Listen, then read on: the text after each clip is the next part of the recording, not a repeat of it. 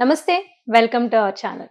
ప్రస్తుతం మనతో tarot trader Sreeja గారున్నారు. వారితో మాట్లాడదాం. నమస్తే అండి. నమస్తే అండి.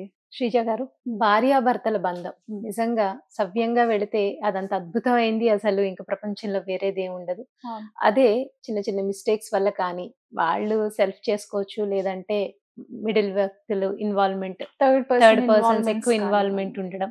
కొన్ని లేదు అఫైర్స్ వల్ల కావచ్చు. భర్త కానీ, భార్య కానీ రాంగ్ రిలేషన్స్ కొన్ని వెళ్ళడం రిలేషన్‌షిప్స్‌లో ఇన్‌లాస్ ఇన్వాల్వ్‌మెంట్ ఎక్కువ ఉండడం వల్ల కూడా అది ఫెయిల్ కూడా అవుతూ ఉంటుంది. ఉంటుంది.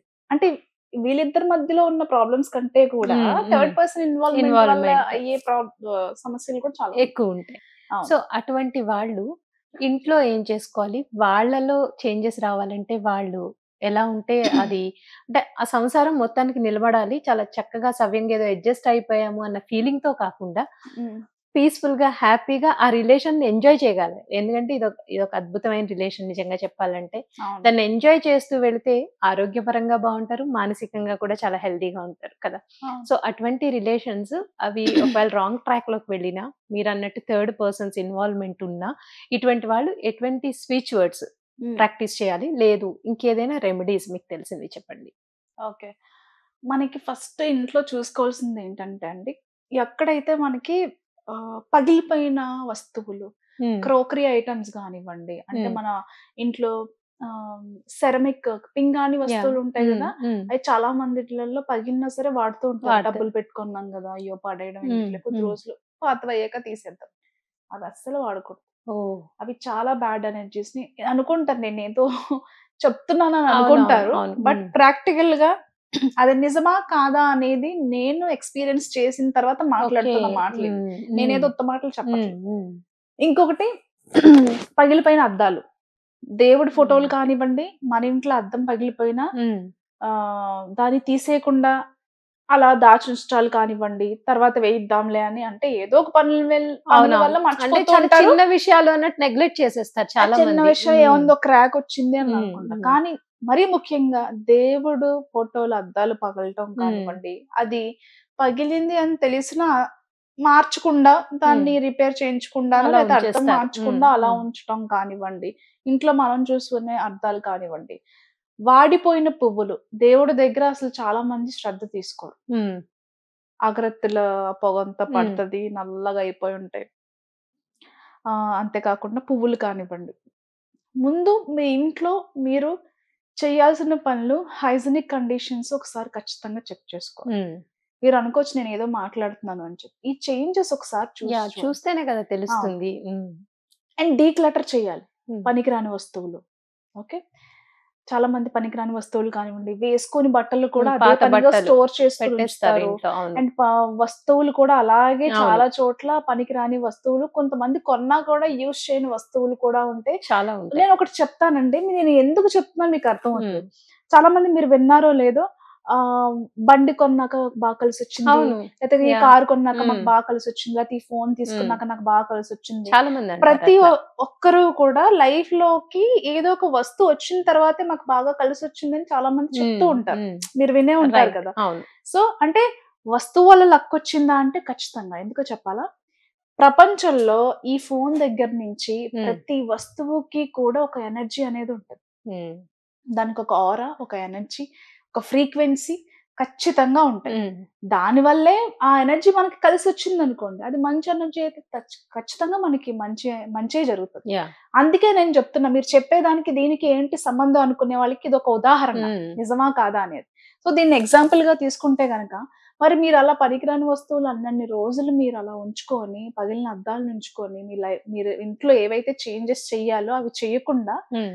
మినిమమ్ చేంజెస్ చేయకుండా మీరలా ఉంచటం వల్ల ఖచ్చితంగా అది రిలేషన్‌షిప్‌లో కావచ్చు, మీ బిజినెస్‌లో కావచ్చు చాలా ప్రమాదాలు తీసుకొస్తుంది. యాహ్! ఒక్కసారి చిన్న చిన్న మార్పులు మీరింట్లో హ్మ్. అవసరం లేని వస్తువులు తీసేయడం, డీక్లటర్ చేయటం హ్మ్. కానివ్వండి, పగిలిన అద్దాలు తీయటం కానివ్వండి, వాటర్ లీకేజ్ ఉన్న చోట దాన్ని రిపేర్ చేయించడం హ్మ్. కానివ్వండి. మినిమమ్ మీరు చేయాల్సిన చేంజెస్ కొన్ని కొన్ని ఇంట్లో చేసి చూడండి. చాలా అద్భుతాలు డిఫరెన్స్ జరుగుతాయి. తెలుస్తుంది. చాలా యాహ్! డిఫరెన్స్ హ్మ్. తెలుస్తది. ఇకపోతే ఇంకొకటేంటంటే బై గాడ్ గ్రేస్ ఇప్పుడేంటంటే చాలా మంది ఆడవాళ్ళు కష్టపడుతున్నారండి. హ్మ్. అంటే ఇంట్లో ఉన్న అంటే హస్బెండ్‌కి అవును. భార్య ఇంటి నుంచి బయటకి వెళ్లి జాబ్ చేయడం ఇష్టం లేని మగవాళ్ళు చాలా మందుంటారు. అవును. అలా అని ఈ రోజుల్లో చాలా మంది ఊరికే హ్మ్. ఉండట్లేదండి. వాళ్ళు ఆయనకి హెల్ప్ చేయాలి. ప్లస్ నా ఇండివిడ్యువాలిటీ, ఫినాన్షియల్ హ్మ్. ఇండివిడ్యువాలిటీ నాకు ఉండాలి అని చెప్పి చాలా మంది కష్టపడుతున్నారు. అంటే వాళ్ళు రూపాయి అవును. డబ్బులు వాళ్ళు సంపాదించుకుంటున్నారు. సంపాదించుకుంటున్నారు. అది చాలా గొప్ప విషయం. ఈ విషయం నేను ఎందుకు చెప్తున్నానంటే, చాలా రిలేషన్‌షిప్‌లో ఫినాన్షియల్ ఎక్స్‌పెన్సెస్ వల్ల ఫస్ట్ గొడవలు జరుగుతూ ఉంటాయి. గొడవలొస్తాయి. హ్మ్.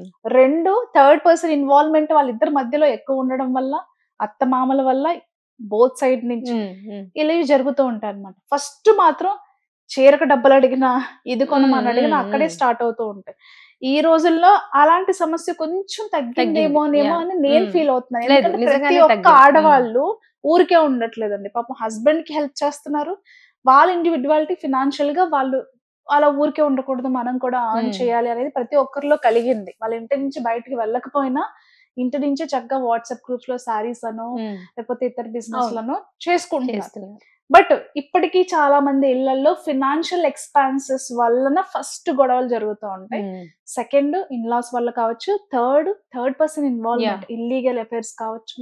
మీ ఇంట్లో మీ పార్ట్నర్ కంటే కూడా మీరు ఎక్కువ వేరే ఆడవాళ్ళకో, మగవాళ్ళకో ఎక్కువ ప్రయారిటీ ఈ మధ్య ఇవ్వడం వల్ల ఎక్కువ కూడా వింటున్నాం గూడా. అయ్యో! నాకు మీరు నమ్మరు. టారో రీడింగ్‌లో హ్మ్. అపాయింట్‌మెంట్ తీసుకుంటారు కదండీ! 95% అవే. ఓకే. హ్మ్. సూసైడ్ చేసుకుందాము అని అనుకుంటే పిల్లలున్నారు. వాళ్ళు మన తర్వాత వేరే వాళ్ళని పెళ్లి చేసుకొని హ్యాపీగా అవును. ఉంటారు. బట్ నా రైట్. పిల్లలకే కదా అన్యాయం జరిగేది. ఈ ఒక్క రీజన్ వల్ల నేను ఒక్క ఇంకా రీజన్‌తోనే బతుకున్నాను ఆగుతారు. నిజం. అని చెప్పేవాళ్ళు చాలా మంది హ్మ్. ఉన్నారు యాక్చువల్‌గా. అవును. సో, ఇవన్నీ తీసుకుంటే గనక ఎవరు హ్యాపీగా లేరు. మాక్సిమం రిలేషన్‌షిప్స్‌లో 60% పీపుల్ అనేవాళ్ళు చాలా సఫర్ అవుతున్నారు. ఇల్లీగల్ అఫైర్స్ వలన. వాళ్ళ పార్ట్నర్‌ని వాళ్ళు నెగ్లెక్ట్ చేయడం వలన వాళ్ళకి ఇవ్వాల్సిన ప్రయారిటీ, వాల్యూ, ఇంపార్టెన్స్, లవ్ కావచ్చు, లేకపోతే లస్ట్ విషయాల్లో కూడా కావచ్చు. చాలా మంది ముట్టుకోవట్లేదు నన్ను అనుకుని బాధపడే వాళ్ళు కూడా ఉంటారు. At the same time affection, care yeah! ఇవన్నీ కూడా చాలా ఖచ్చితంగా ఇంపార్టెంట్. ఉండాలి గదా! అండ్ మనీ జీవితంలో. ఆల్సో చాలా ఇంపార్టెంట్. ఇంతకు ముందు చెప్పుకున్నట్టుగా అదే ఎక్కువ కీ రోల్ ప్లే చేస్తా ఉంటది ఏ అవును. రిలేషన్‌షిప్‌లోనైనా సరే. సో, అవన్నీ బావుండడానికి అంటే వీళ్ళిద్దరి మధ్యలో అండర్‌స్టాండింగ్ ఉండడానికి ఒకవేళ మీ రిలేషన్‌షిప్‌లో మీ భర్త కావచ్చు, భార్య కావచ్చు వాళ్ళ తల్లిదండ్రుల ఇన్వాల్వ్‌మెంట్ వల్ల ఏదైనా మీకు గొడవలుంటే అది వేరు. ఓకే. ఈ సమస్యకి నేనొక పరిష్కారం చెప్తాను. అలాగే పరస్త్రీ వ్యామోహం వల్ల కావచ్చు, లేకపోతే వేరే వాళ్ళకి అట్రాక్ట్ వల్ల నా భార్య చెప్పుడు మాటల వల్లనో, వాళ్ళు చేసే పనుల వల్లనో నా భార్య నా మాట వినట్లేదు, వేరే వాళ్ళకి ఎక్కువ ప్రయారిటీ ఇస్తుంది అనుకునే వాళ్ళు కావచ్చు. ఖచ్చితంగా ఒకప్పుడు మీ భార్యతో కావచ్చు, భర్తతో కావచ్చు మీరు ఎంత హ్యాపీగా అయితే కలిసున్నారో, అలా కలిసి ఉండడానికి మీ ఇద్దరి మధ్యలో ఏదైనా మనస్పర్ధలు ఇంకా అవి క్యారీ అవుతూ తవ్వుకుని మీరేదైనా గొడవలు పడుతుంటే, అలాంటి గొడవలు జరగకుండా ఉండడానికి, మీ మధ్యలో ఉన్న నెగటివిటీ పోవడానికి నేను మంచి ఒక స్విచ్ బోర్డ్ డిస్క్రిప్షన్‌లో ఇస్తాము. దాన్ని ఫాలో చేయండి. అలాగే అది ఓన్లీ మనం బ్లాక్స్‌ని క్లియర్ చేయడానికే ఇస్తున్నాం. అది కాకుండా ఇద్దరి మధ్యలో బాండింగ్ పెంచుకోవడం కోసం కూడా నేను క్రింద డిస్క్రిప్షన్‌లో మెన్షన్ చేయడం జరుగుతుంది. అది కూడా ఫాలో చేయండి. మీరు 2 కూడా ఇంతకు ముందు ఈ ముందు వీడియోలు చూడకపోతే దయచేసి చూడండి. చూస్తే అర్థమవుతుంది. గొడవలను తగ్గించుకోవడానికి మీరు కృష్ణ పక్షంలో ఏ స్విచ్ బోర్డ్ మెన్షన్ చేయాలో క్లియర్‌గా కృష్ణ పక్షంలో చదవాల్సిన స్విచ్ బోర్డ్స్ అని మెన్షన్ చేస్తాము. అలాగే మేనిఫెస్టేషన్ టైమ్‌లో ఇద్దరి మధ్యలో రిలేషన్‌షిప్ ఫ్లోరిష్ అవ్వడానికి మీకున్న అంటే ఎప్పటినుంచో ఉన్న అంటే ఇలా ఉండాలి నా భర్త లేకపోతే ఇలా ఉండాలి నా భార్య అని ప్రతి ఒక్కరికి ఉంటుంది కదా! ఇద్దరు కలిసిమెలిసి ఉండడానికి. అలా ఉండడానికి కూడా. ఇంకొకటేంటంటే ఈ స్విచ్ బోర్డ్ మాత్రం వేరే వాళ్ళ భర్తలను, భార్యలను ఆకర్షించడానికి మాత్రం కాదు. ధర్మబద్ధంగా, చట్టబద్ధంగా ఎవరైతే భార్యాభర్తలున్నారో వాళ్ళకి మాత్రమే. మిగతా వాళ్ళు మీరు చేసిన యూనివర్స్ యాక్సెప్ట్ చేయదు, ఫలించదు. కాబట్టి అలా చేసే వాళ్ళకి మాత్రమే మనం డిస్క్రిప్షన్‌లో మెన్షన్ చేస్తాము. ఎలా చేయాలి అనేది ఆల్రెడీ నేను కృష్ణ పక్షంలో ఎలా చేయాలి, శుక్ల పక్షంలో ఎలా చేయాలని మనం ఆల్రెడీ మెన్షన్ చేసాము. డిస్క్రిప్షన్‌లో మీరేం చేయాలో కూడా చెప్తున్నాను.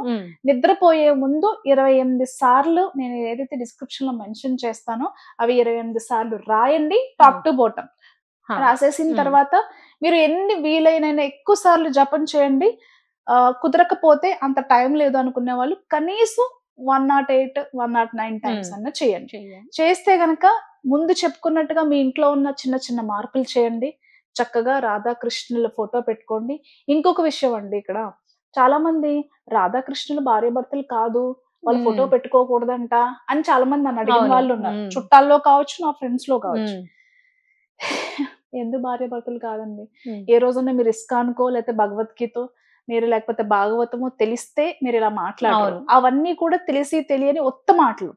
రాధా కృష్ణుల వారు పెళ్లి చేసుకున్నారు. వాళ్ళు భార్యాభర్తలు. హ్మ్. హ్యాపీగా మీరు ఆహ్, ఇద్దరిని ఆరాధన చేస్తూ ఫోటో గాని, లేకపోతే చాలా మంది ఈ రోజుల్లో బ్రాస్‌వి చాలా ఎక్కువ మంది పెట్టుకుంటున్నారు. అలా పెట్టుకుంటున్నారు. అయినా పెట్టుకొని ఆరాధన చేసుకోవచ్చు. అంటే అది తప్పేమీ బెడ్‌రూమ్‌లో లేదు. పెట్టుకోమనా? లేకపోతే ఎక్కడైనా పర్వాలేదా జనరల్‌గా ఇంట్లో? చాలా మంది అసలు ఇంట్లోనే ఉండకూడదు. బెడ్‌రూమ్‌లో ఓకే. అస్సలు పెట్టుకోకూడదు. హ్మ్. ఎందుకంటే హ్మ్. వాళ్ళిద్దరు భార్యాభర్తలు కాదు అని హ్మ్. చెప్తున్నారు కదా! హ్మ్. అది జస్ట్ ఉత్తమ.